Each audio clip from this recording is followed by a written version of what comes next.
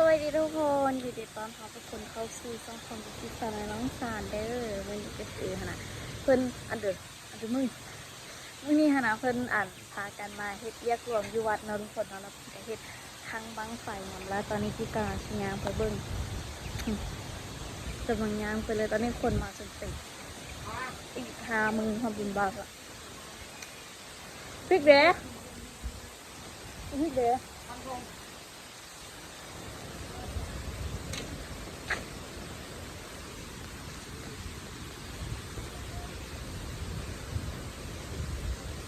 ไปย่างไปเขาเอ็ดยากย่างไงล่วง ไปเบิ้งกับมือมืออีกมือ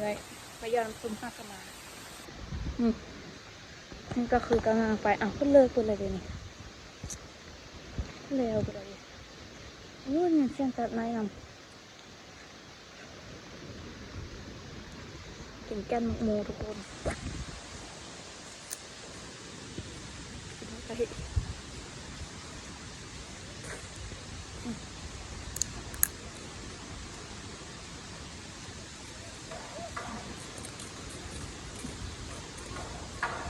น้องเอ็มซื้อบ้านเด้อ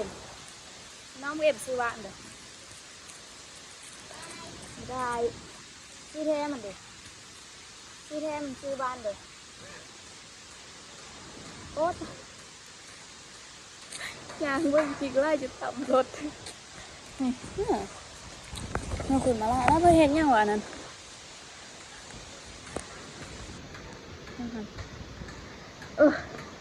ข้าสมดุล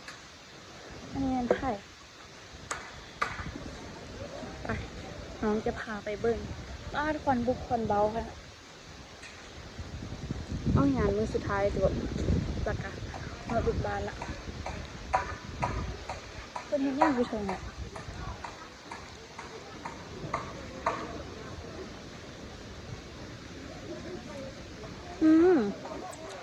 เป็นยังไงอยู่นี่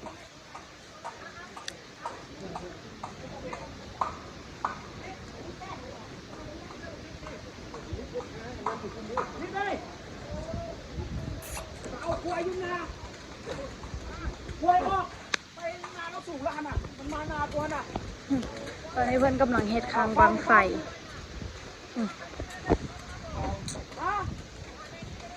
แม่นี่เมื่อมึงแม่นี่มึงมีผู้เอาเล็กน้อยอ่ะ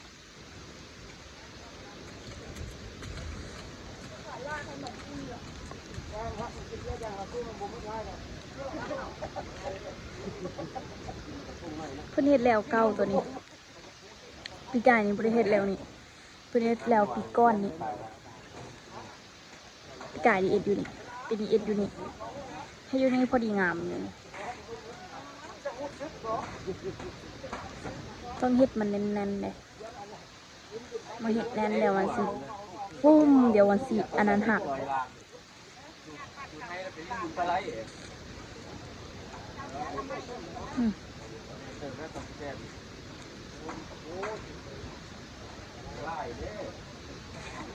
ป๊อดทำเรื่องกับเจ้าเฮ็ดยังวะ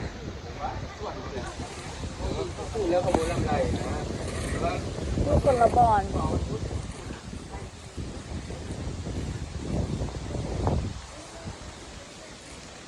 ฮอนกับฮอน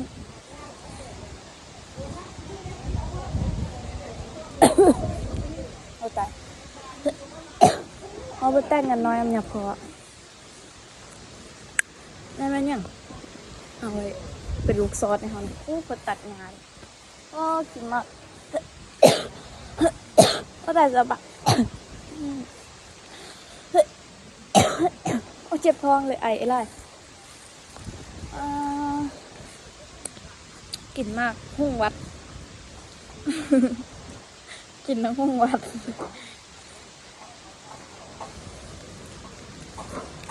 เตี้ยงอ่ะเนาะนั่งไปกับตองเลยอารามทั้งคู่เลยเนี่ยเอาไว้ก็เด้อไปไว้ได้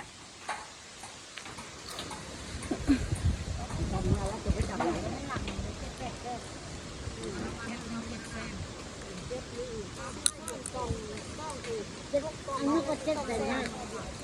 เจ็ดเลย เกียงเลยเอา เอาไม่ใช่เสียไปเสิร์ฟอันนี้เหรอ เอาไปให้งัวเพราะว่าวันนั้นบตัดออกมากับไฟจืดคือไฟไหม้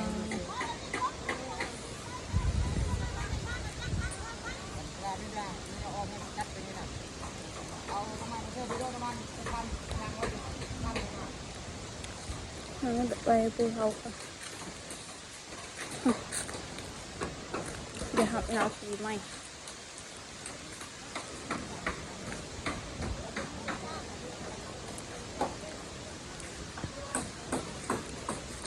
ไม่มีนอนที่แต่บุอย่างเห็ดมักเบ่งอยู่วัดละกัน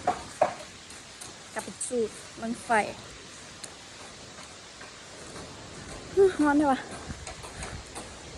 วัดสะอาดแล้วยังพอมาแล้วอ๋อนี่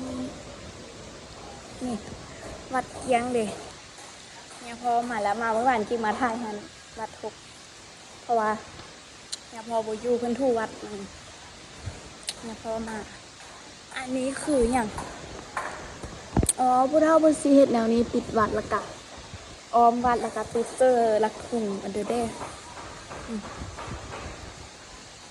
งามเด้มันไม่เป็นสิ่งไม่เมื่อยไม่อยากพูดไม่อยากจาอันเดอ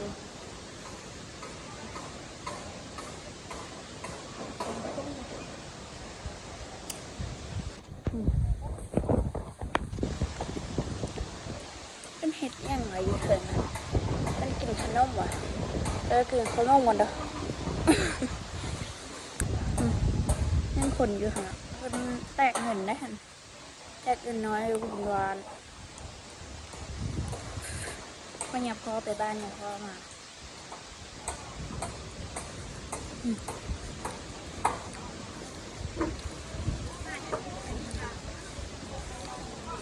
น้องเห็นพอน้องอยู่หันพอนี่ค่ะอยู่นี่เดี๋ยวนั่งก่อนเดี๋ยวทุกคนเหนื่อยเดี๋ยวเขากินไงดิเราเห็ดบางไฟอยู่เตรียมพากันมาจูดบางไฟการพุดทางหักกะเทียมวันประหัสกะกินบุญละกาวันทีวันสุกกะจูดบางไฟกิ๊กโบเขาเจอว่ะก็ย่างนอบุญบานแต่ละบุญต้องมีการกินทั้งงงนี่เลยเดี๋ยวสักประมาณจากโมงนี้ว่าเดี๋ยวตอนแรกนี่ก็คือสีแล้วแหละตอนนี้ยังบ่แล้วบ่ค่อยเห็นคนมาอ้อมงานเลยบ่เห็นเลยปีนี้เพิ่นเฮ็ดดีได้มีเพิ่นเอามาใส่แล้วนี่นะแต่ตอนปีนั้นเพิ่นเอาเสื้อฮันบ่งามเพราะว่า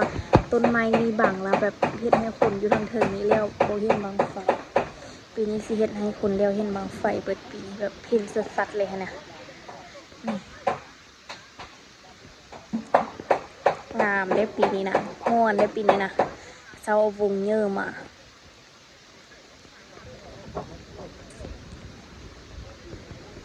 เพิ่นไม้ไผ่นี่กับบ่ได้ไปเอาไก่เพราะว่า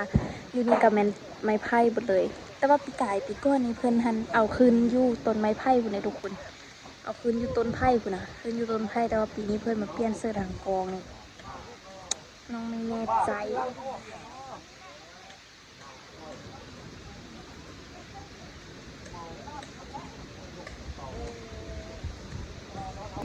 พุ่นเพิ่นคืนครั้งอยู่พุ่นแล้วตอนแรงน่าจะแล้ว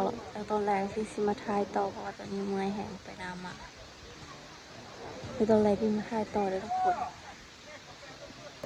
คุณงาดความโหดงาดความโหดก็เกิดอ่ะ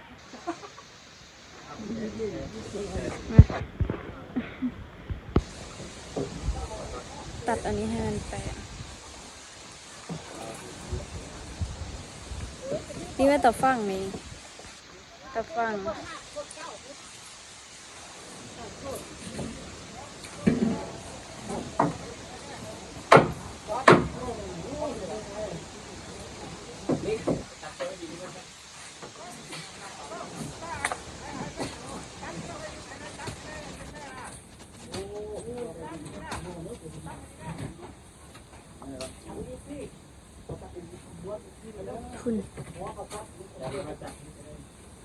น้ำบ่แห้งอันนี้เพิ่นบ่แก้ทีมบ่ขี้เหงื่อกอกนี่มันแก้ทีมนี้ย่างไปหันปิ่งแตกสะ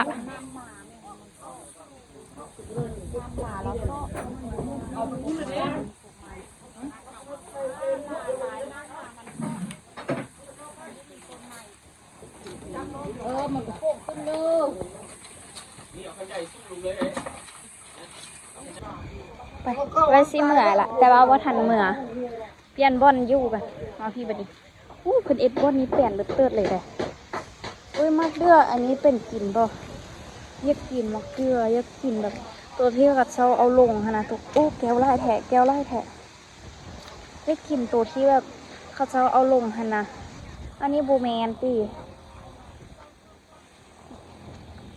พี่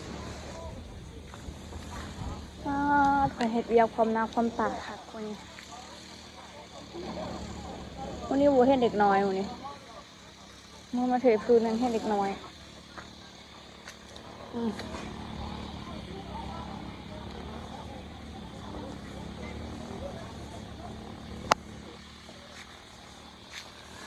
พื้นเงี้ยอันนี้ออกหมดเลย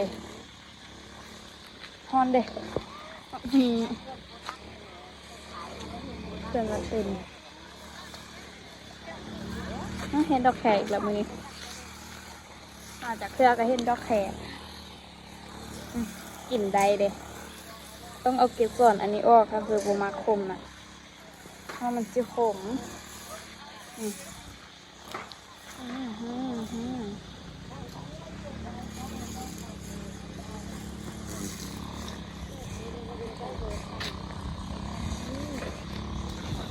หอมเลยลูกๆเลย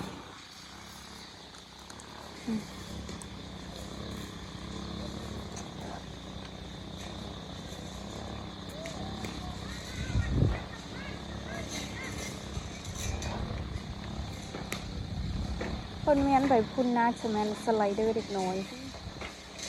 ทางนั้นสินี่เห็นเอฟฝนแล้วเดี๋ยวเห็ดเวียกให้มันเรียบร้อยแล้วคิดสิมาถ่ายต่อเลยทุกคนตอนนี้ทำมาเป็นตะแลงเนาะคือสุสานเลยมีควันอีกทางพูดก็เห็ดลักไฟอันนึงกับเบิ้งอันนี้กับเบิ้งอันนี้เอ็ดเวียกอันนี้นะน้องแต่อันนี้ถ่ายคลิปอันนี้บดเลยอันนี้นะโมโหขึ้นเห็ดอันนี้น่าจะเป็นสไลเดอร์เด็กน้อย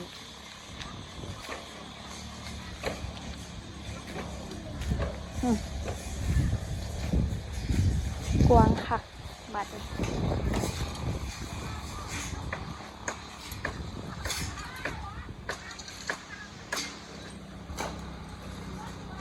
โอ้ในวันยับไฟเลยนี่ทุกคนตอนนี้คือนางท้าเพิ่นจนเฮ็ดบังเฮ็ดอันเตาไฟอันนี้เรียบร้อยละอันนี้นะบอนจูดบังไฟคือมีพระสององค์ของท่ามว่ะเพิ่นมาแต่สำนักดิ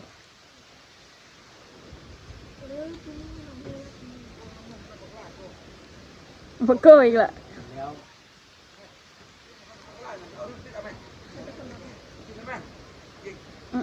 ได้กินอยู่นี่เลย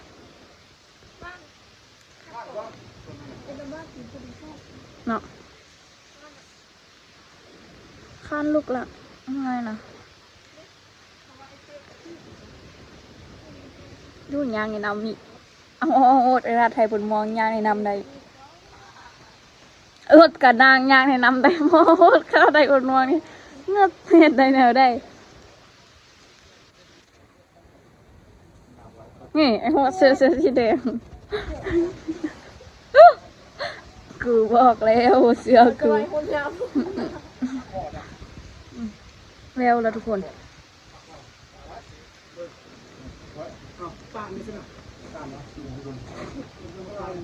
อันนี้บอกไหมตัวนี้โอ้ปลาไหลอยู่ขนาดมันลุงยันปลาแมวอยากปลาแมวเก่ามาแล้ว ไฟเรียบร้อยทุกคน ตอนนี้สีย่างไฟพุ่นต่อมันเฮ็ดค้างบังไฟแล้วล่ะโอ้สูงเติบ อันนี้มันผักทุดงหลายปีแล้วก็ผักอยู่นี่นะอันนี้จะเป็นแม่ธรณีหรือว่าแม่อันเดอร์กอพิกกันนี่นะแม่ธรณีหรือว่าแม่อันเดอร์บอกลืมละหนังพ่อมๆบ่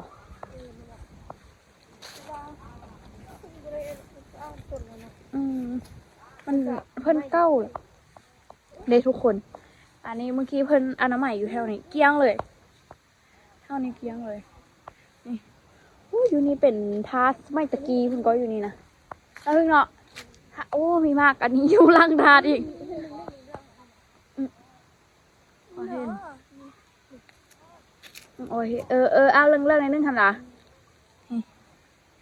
อยู่แถวนี้เป็นทาสสมัยตะกี้เหมือนเนาะมันจะทันมั้ยทาสเก้าเนาะทันเนาะทาสระดับ10 ปีเนาะประมาณ10 ปีขึ้นไปเนาะอันนี้มันกองต้นโพวัดมันต้องมีต้นโพใช่ปะนี่กองต้นโพใบงามผลพวกอันนี้มันคือตัวอันนกตัวแมนตัวห้อยทากนี่แมนวัดบ้านกุฏิไปเบิ้งเพิ่นหลวงปะสิเองเลยช่วยย่างบ้านบ้านเปิดชีวิตปีนแล้วนะตอนนี้ถามคุณเพิ่นกัดสิแล้วล่ะทุกคนเจ็บหัววันนี้เน็ตก็บ่มีอันเด้อก็บ่มีสิตายแท้ๆเป็นตายย้อนเน็ตนี่แหละเน็ตบ่มานะคิดฮอต TikTok เขาอันตะแกรงเก็บต่อบอกนี่ไปกันต่อทางพุ่นกันแล้วล่ะอันนี้ก็ต่อน้ำระบบน้ำยังแล้วพุ่นล่ะนี่ทุกคนกลับเข้ามาวัดนี้ก็คือวัดเคียงหมดเลยแบบนี้นะคือเข้าวัดบันนี้เคียงหมดเลยแล้วก็คือบังไฟกันแล้วอีหยังเบิดละทุกคนตอนนี้ที่กิ๊กถ่ายคลิปลูกเสาเนี่ยกิ๊กถ่ายคลิปลูกเสาที่พวกมีอารมณ์ถ่ายคลิปนะเพราะว่ากิ๊กบ่สบายกิ๊กเป็นไข้เพราะว่ามันตากแดดหลายละอากาศวาง2-3มื้อหลังหันมันเย็นมันแล้วมันเลยเห็นให้กิ๊กเป็นไข้แล้วกิ๊กไปกินยาไส้เนาะแล้วก็เลยเอาไข้ขึ้นมาเมื่อแรงสิกินซะอีกเพราะว่าเดี๋ยวอาการมันสิหนักเดี๋ยวสิลิ้นบุญบานบ่ได้นี่อันนี้ก็คือเพิ่นเฮ็ดแล้วเรียบร้อยแล้วก็คือห้องน้ำก็คือครบทุกอันละโต๊ะน้ำอีกอย่างเรียบร้อยหมดแล้วนี่คือแบบอันนี้เพิ่นเป็นวงดนตรีข้อมือมามันทักสิกวงเองดอกเนาะขี้แกกลัวอันนี้เพิ่นบ่สุไปทางอื่นว่ะอันนี้ขี้เห็ดขี้สายสุกเข้าใจหัวหั่นแล้วก็อันนั้นหั่นแล้วก็แม่นอันวันที่บ่ฮู้ว่าเขาเจ้าจัดหยังอยู่บ่อนนั้นเห็นแป้นเพิ่นน่ะแป้นเติดเลยแป้นหมดเลยนี่เวทีกะสิเลียวเห็นอันครั้งบังไฟคือกันนี่ก็จะเป็นประมาณนี้เลยทุกคนมีครูบาอยู่2 องค์มีครูบากับยาพ่อมีองค์ละคนละองค์ว่ะองค์หนึ่งเป็นพระเป็นครูบาองค์หนึ่งเป็นยาพ่อเป็น2 องค์นี่เด้บังไฟอยู่หั่นครั้งบังไฟอยู่หั่นปีนี้ปีกายหั่นเพิ่นเฮ็ดอยู่หั่นปีนี้เพิ่นมาเฮ็ดอยู่นี่แล้วก็คือพากันเนียนอีหยังเรียบร้อยละกิ๊กว่าเฮ็ดป้อนที่กับเจ้าเฮ็ดอันตุ่มบังไฟบ่ขึ้นมาโยนกันลงนะคืออีมอนเนี่ยแหละแต่ว่าเขาเจ้าบ่ได้เฮ็ดปีนี้นะแต่ละปีก็คือว่าบ่ได้เฮ็ดนะปีนี้ก็บ่ได้เฮ็ดถ้าเฮ็ดนี่คักสุดเลยนี่ก็สิเป็นจังซี่แหละทุกคนอีกสักประมาณ7 มื้อมื้อนี้22 23 24 25 26นี่ก็คือเป็นมื้องานมื้อที่กระเจ้าเอาโต๊ะตั้งเอาเต็นท์เนี่ยมาละ26เป็นมื้อห้างหากาเขียวยังอีก4 มื้ออีก3-4 มื้อก็แม่นมื้อบุญบานแล้วตื่นเต้นอยู่เด้เพราะมันเป็นบุญบานวันสุดท้ายและเป็นบานของกุกิพรเขาเจ้าสิจุดบั้งไฟอันนั้นจัดกล่องอีหยังจนเต็มเลยเดี๋ยวคลิปนี้กิ๊กไปก่อนเด้อทุกคนกลับงานก่อนมาถ่ายอ้อมๆสักนิดแหละก็เป็นใครฟังแต่เสียงเช้านี้เห็นบอกกิ๊กถ่ายคลิปกิ๊กบ่ค่อยเว้า ก็กิ๊กเป็นไข้เดี๋ยวคลิปนี้กิ๊กไปก่อนเจอกันคลิปหน้าทุกคนบ๊ายบาย